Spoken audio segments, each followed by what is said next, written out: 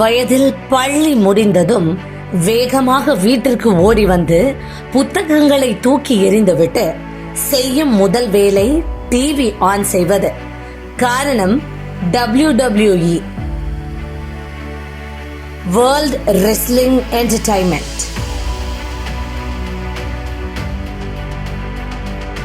இதில் நடப்பவை எல்லாம் ஸ்கிரிப்டட் தான் என்று தெரிந்திருந்தாலும் அதன் கதையின் போக்கும் அதில் நடக்கும் திருப்பங்களும் நம்மை கட்டி போடும். பல வருடங்களாக WWE-யின் மாஸ் ஹீரோ அந்த நிறுவனத்தின் முகம் என்றால் அது ஜான் சீனா தான்.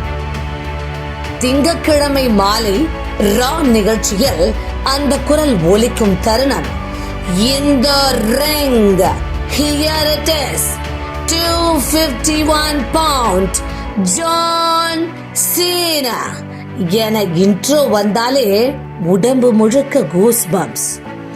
என்ட்ரி மியூசிக் மெதுவாக ஸ்டார்ட் ஆக கூட்டம் ஆர்ப்பரிக்க the time is now பாட்டு வரும்போது சீனா ரிங்கை நோக்கி ஓடி வந்து சல்யூட் அடிக்கும் அந்த நொடிகள், இது 90s கிட்ஸ்களின் கலாச்சாரம். ஒவ்வொரு WWE ஸ்டாருக்கும் இன்ட்ரோ இருந்தாலும் ஜான் சீனாவின் இன்ட்ரோ தனி ரகம்.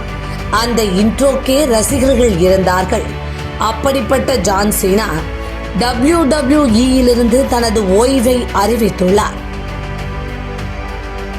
டிசம்பர் 13 அவரது கடைசி match. April 23, 1977 John Cena senior மற்றும் கரோல் தம்பதியாருக்கு மகனாக பிறந்த ஜான் ஃபெலிக்ஸ் ஆண்டனி சீனா பின்னாளில் உலகமே அறிந்த ஜான் சீனா ரெஸ்லிங்கில் என்ட்ரியானார். 12 வயதில் பள்ளியில் சக மாணவனால் சீனா தாக்கப்பட்டார். பின் நான் பலமாக வேண்டும் என்ற எண்ணம் அவருக்குள் ஆழமாக பதிந்திருந்தது. அன்றிலிருந்தே பளுதூக்கும் பயிற்சி மேற்கொண்டார்.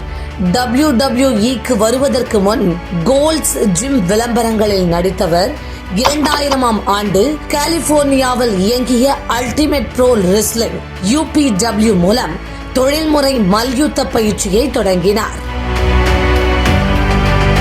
அந்த காலத்தில் புரோட்டோடைப் எனப்படும் அரை ரோபோ கதாபாத்திரம் டிஸ்கவரி சேனலில் இன்சைட் ப்ரோ ரெஸ்லிங் ஸ்கூல் என்ற ஆவணப்படமாகவும் அந்த பயணம் ஒளிபரப்பானது. 2000ஆம் ஆண்டு ஏப்ரலில் UPW ஹெவி வெயிட் சாம்பியன், 2001இல் WWE ஒப்பந்தம், 2002இல் கர்ட் ஆங்கிளுக்கு எதிராக WWE ரிங்கில் முதல் மேட்ச். முதல் ஆட்டத்திலேயே ரசிகர்களை கவர்ந்தார் சீனா. கழுத்தில் chain, rap style, doctor of thuganomics. ஒரு காலத்தில் மாசாக வந்த சீனா அதன் பின் ஹசில், லாயல்டி, ரெஸ்பெக்ட் என்பதை வாழ்க்கை தத்துவமாக மாற்றினார். என்றைக்கும் நல்லவன், அதனால்தான் எதிரிகளும் அதிகம். Randy Orton, AJ Styles, Edge, Batista, CM Punk சீனாவின் டாப் ரைவரி என்றால் இந்த பெயர்களை தவிர்க்க முடியாது. மாஸ் ஹீரோக்களை நியாயமாகவும் தைரியமாகவும் எதிர்கொண்டதால் தான் சீனாவுக்கான ரசிகர்கள் கூட்டம் பெருகியது.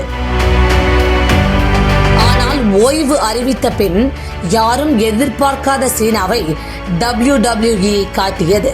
கோடி ரோட்ஸுக்கு துரோகம் செய்து ஹீலாக மாறிய சீனா தனது ரசிகர்களையே அதிர வைத்தார்.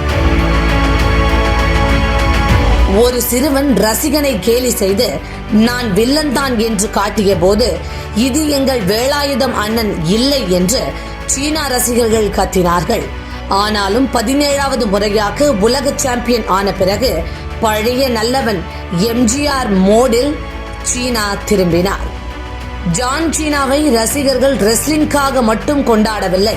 நெவர் எவர் கிவ் அப் என்ற வார்த்தையை சட்டை, ஷர்ட், கேப், ஹேண்ட்பேண்ட், செயின் எல்லாமே எழுதி கொண்டு அதை ரசிகர்களுக்கான மெசேஜாக மாற்றினார்.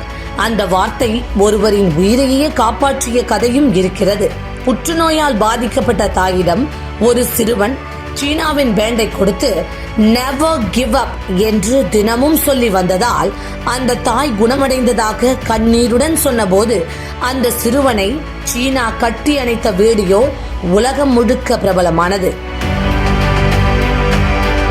மேக் எ விஷ் ஃபவுண்டேஷன் மூலம் 650க்கும் மேற்பட்ட குழந்தைகளின் ஆசையை நிறைவேற்றியதாக கின்னஸ் வேர்ல்ட் ரெக்கார்ட் செய்துள்ளார் ஜான் சீனா.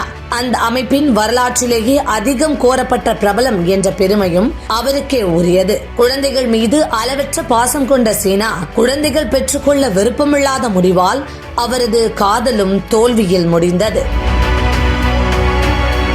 திரைப்படங்களில் ஹீரோவாக நடிக்க தொடங்கிய பெண் WWE கவனம் குறைந்தது. சினிமாவில் முழு கவனம் செலுத்தும் முடிவுடன் ஓய்வை அறிவித்துள்ளார். 20 வருடங்களாக WWE நிறுவனத்தின் முகமாக இருந்த மனிதன் இன்று விடை பெறுகிறார்.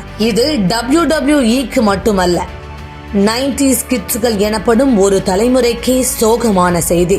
ரெங்கில் இருந்தாலும் இல்லாவிட்டாலும் எங்களுக்காக நீங்கள் எப்பொழுதும் ஹீரோதான். You are always our hero, China. Goodbye, champ.